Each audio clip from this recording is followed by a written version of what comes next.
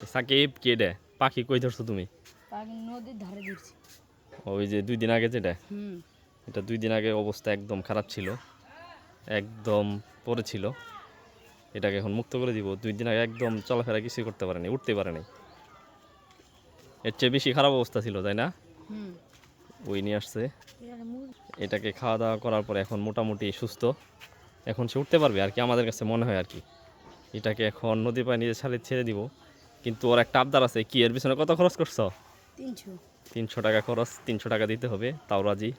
তারপর ওইটাকে মুক্ত করে দিব ইনশাল্লাহ। চলো দিক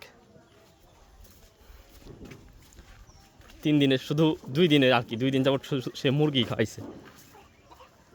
একটু পরে দেখি উঠতে পারবো শিওর। হ্যাঁ, শিওর। দাঁড়াও দাঁড়াও, ওই দিক যাই। একদম মুক্ত আকাশে ছেড়ে দেওয়া হবে এটাকে। 300 দেওয়াই লাগবো। আচ্ছা দিতেছি, নেও সারো।